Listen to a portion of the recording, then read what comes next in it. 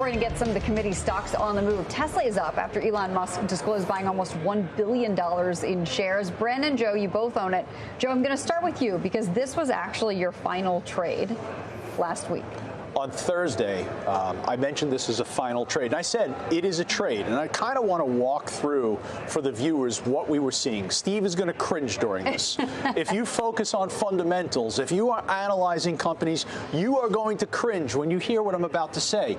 But listen, I respect your strategy. I respect how you look at markets. For a moment, respect the way I look at it, because I'm explaining as long and as defining. it's only for a moment. I am defining for you how trend-following systems right now are implementing in the market, and they're real. They're a powerful effect. So if you look at Tesla's stock, I mentioned before, analyst community only had 44% of the analysts which had a buy rating on it. On September 4th, the stock gaps above 340. The stock gaps above 340, and that's your trigger signal at that point. Why? Because concurrent with that, at the same time, you have the moving averages turning up for the very first time. The 50, the 100, Bryn understands what I'm talking about. The 50, the 100, it turns above the 200-day. So simultaneously, this happens, okay? Now for the remainder of the week after September 4th and 5th, the stock never goes back to 340. What do you have sitting above? You have the May 29th high at 367.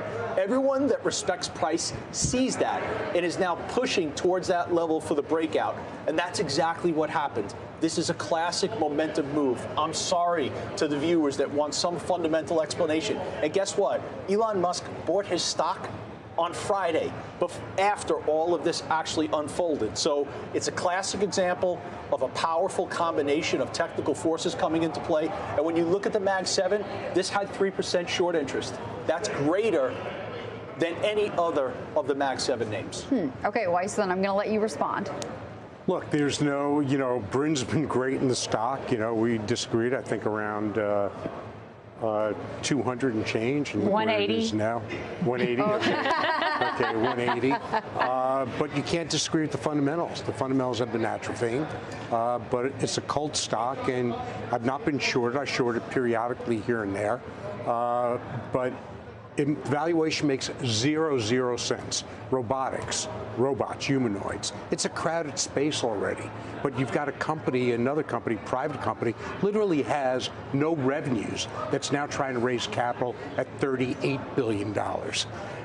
And so it's bizarre, and that's what people are looking for, the next great thing. Tesla's sales have atrophied also.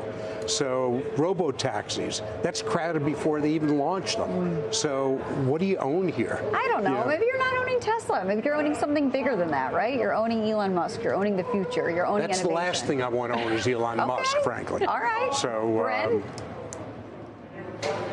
Bren, go ahead. So I think it's important. I think Joe did a great job of walking through exactly what happened from the momentum perspective, and I couldn't agree more. Let me share some catalyst, right? And so last week, Elon spoke at the All-In Summit as well, and so I think this is important. So the geofencing with the robotaxi is I think they have about 150 robotaxis between Austin and San Francisco. The geofence continues to get bigger. He is saying by year end, there will no longer be supervised drivers in there. So that's a positive catalyst. Also, right now inside of Teslas, you have the AI4 chip. They are finalizing the AI5 chip, which he said is 40 times, not 40%, but 40 times faster with 8 times the compute. And he said by year end, you're going to get a version 14 update to the Tesla, which will be 2 to 3 times as safe as a human driver. And so from a catalyst perspective, and on top of that, I think you're going to have a big pull forward in the Q3 numbers because the EV credits are going to go away. And so I think they're going to have a big beat on Q3 EV sales, which probably will mean revert in Q4 because I do think it's a pull forward. So there are definitely clear things that happened last week to help continue Joe's momentum push and then, top it off today with, Elon announcing he bought almost $1 billion. I do think that 440 is like rarefied air. I'm not adding to the position here. I think that you will see a settling in after, in the next couple of months because we're approaching that December 2024 high of around 448. Yeah, so it looks like Elon bought his at an average share of $389.28. We're sitting at $419 now, up about 6%. You had 20% since we talked about it Thursday on the show. That's a powerful trade, and that's what it is. It's a trade, nothing more. Okay, one man's opinion, right?